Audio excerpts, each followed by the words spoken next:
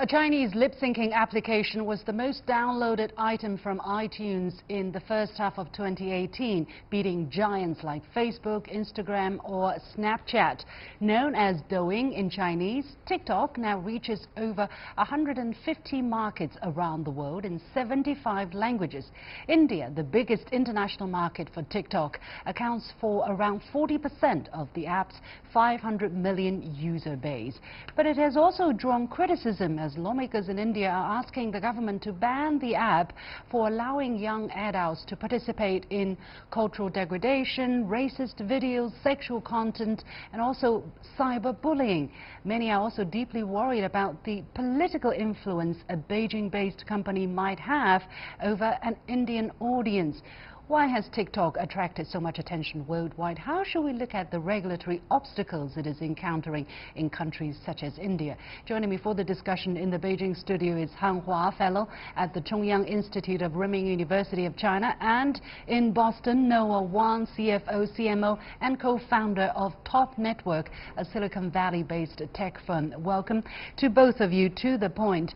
Now, TikTok ballooned in popularity in 2018. According to research outfit App Annie, it was one of the top 5 downloaded Android apps all year, and India has become the app's largest market. But it is not just in India, it's also popular in US, France, and some other countries. So, Han Hua, why did TikTok become so popular so fast? In my opinion, there are 3 major reasons. One is Douyin, the TikTok Chinese version, has been launched since 2016. So it has already gained certain population and brand awareness, not only in China but worldwide. Because of the population, the users are very young. They are at their younger generation, and it's very easy to have this spillover reaction to the overseas users. China alone has accounted for about 1/5 of the younger population using Douyin in China. So it's a brand awareness spillover. The second reason is TikTok is embracing the turf of using the short video in the internet industry development, but also leading the trend by combining the most used functions with a smartphone. One is the picture taking, the other is the video recording, and the third is music downloading. So TikTok is using its technology in combining all those 3 most used functions with the smartphones and put them together for the users to easily add a 15 seconds or either a little bit longer short version to be shared not only by him or herself, but also by family, friends, and community. This is a very popular function to be adapted. And the third reason is that TikTok is claiming itself not only an internet company, but also a technology company, but an AI company in particular, by applying the machine learning and the algorithm so that they can do the targeted usage by putting the targeted or tailor-made content to different users. I see. So that will gain their momentum and popularity. Okay, around 1/3 of TikTok users are aged 20 to 24, just over a quarter fall into the 25 to 29 bracket, and 20% are under 20% are aged under 20. In France, actually, 40% of youth between 11 to 14 age has a TikTok account. So Noah, it's become the biggest pastime for young people. Why is it so attractive? Actually, young people have so much hormone, and they can look at their the other people with a similar age on TikTok. And the most important is that TikTok can get people famous very easily. And for example, and there was a movie, Indian movie called Secret Superstar, and it mentioned that there was a little girl, young girl, who got famous through YouTube. Actually, TikTok's feature enables people getting famous and more easily even than Facebook or you only need 15 YouTube. seconds. And people can just say, yeah, actually 15 seconds is very easy, and people around the world can look at you. For example, and if you can watch 4 videos within 1 minute, and you can watch maybe 240 videos within 1 hour. But you mentioned that there are 500 million users in India which has to generate billions of contents. But I am doubting that whether there are not enough contents on the TikTok. So that makes the TikTok's video being seen by many times, the single video be seen by many times by the different people. So that's the most important reason why people can get famous so easily on TikTok. And that's why the young people were attracted. Yeah. Well, a story from the New Indian Express reported that last December 2016 spoke to crisis lines about experiencing cyberbullying on TikTok. One person even reportedly committed suicide following bullying over videos posted on TikTok. So, Ms. Han Hua, we do not know exactly whether these incidents are true, but it seems that they could happen. Are these incidents TikTok's fault or something that can be prevented, or a nasty byproduct of social media apps in general? Well, I think because TikTok is one of the most or the most successful short video apps now in the world, so TikTok is easily to collecting all the attentions on TikTok itself, but it cannot be regarded as TikTok's only fault. In my opinion, it's more like the social media's apps, the problems facing the social media apps in general, because in Facebook, in Twitter, in Snapchat or Instagram, or even in TikTok's China version, Douyin in particular, or its parent company, the cyberbullying, they all have these apps that be claimed or even be checked that there are many inappropriate content on these apps.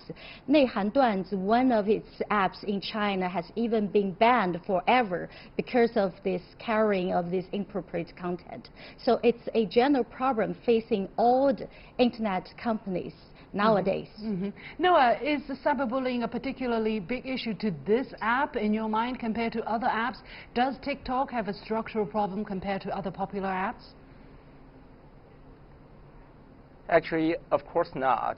Actually, before TikTok and even on Facebook or YouTube or any other media channels, and there are a lot of similar problems happening all the time. In my opinion, technology is not guilty, platform is not guilty either. And actually, the who are not really guilty is the people who are misusing it. So actually, the main reason why people are chasing so many bad influence on TikTok or others, and maybe because those people have some bad habits and of chasing those videos. So in my opinion, that TikTok can just direct people to use the channels in a good way so that the problem can be solved. The Indian government appears to be listening to these lawmakers. I mean, the Information Technology Minister of the Indian state of Tamil Nadu said the state government will recommend TikTok be banned in the state, according to a report from the Economic Times. And another lawmaker raised the issue in the Central Legislative Assembly, saying, "I raised an issue forwarded to me by community welfare workers that the mobile application TikTok was acting as a platform for heated debates inimical to law and order and sharing of sexually explicit material." So responding to these worries, TikTok launched an internet safety campaign in India to teach its users about what counts as criminal behavior and how to ensure their privacy on the platform. But Han Hua, as a platform, how can you ensure the huge amount of information that's uploaded without any potential harm? Is banning the right solution? I think banning is maybe the easy and a very simple solution, but I don't think if you ban TikTok, there might be some other apps that can also pose this kind of similar problems or even worse problems.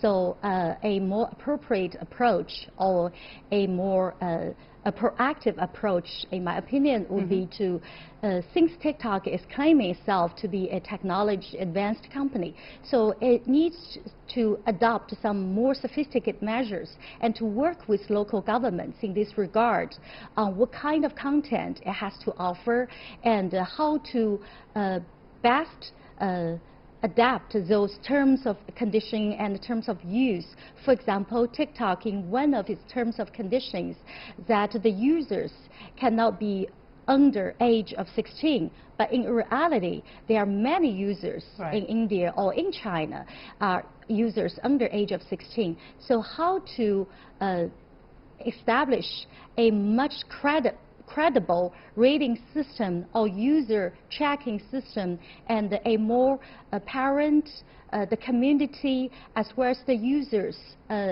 to make the law enforcement more compliable.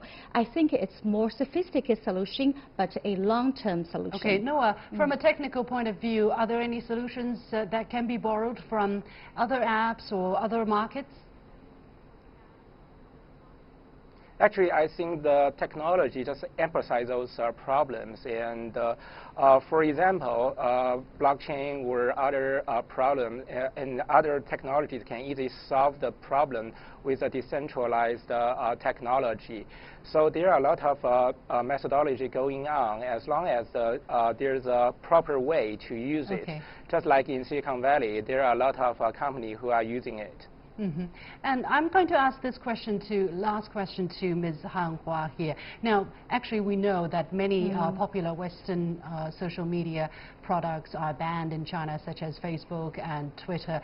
How do you explain the kind of wish that the Chinese-made social media applications would want to go freely in markets around the world when this is happening in China? I don't think it's an apple-to-apple comparison. Chinese government or the media and entertainment regulation has a long tradition in providing and regulating the foreign media outlets. So they just think it's an extension to the new media sector, to Facebook as well as other apps, foreign apps into China. And also they also banned the rating system as well. But for TikTok's foreign approach as well as foreign market entry, it's more like a free market choices. It's not banned within the WTO terms. So in the long run, I would say that under this free market regulations or the bigger system, maybe the Chinese government and the watchdogs can think of some new regulations to put, on the one hand, the supervision and control over the foreign media content as a part of their censorship program, and at the same time to see whether there will be opportunities for these foreign apps to be used by younger generation. All right, we're going to leave it there. Many thanks to my two guests, Han Hua and Noah Wang. And that's it for this edition of The Point with me, Li Xin. As always, you can follow me on Facebook and Twitter using the handle The Point with LX. Go to YouTube and look for CGTN The Point. Thanks for watching. You've got The Point, and have a good weekend.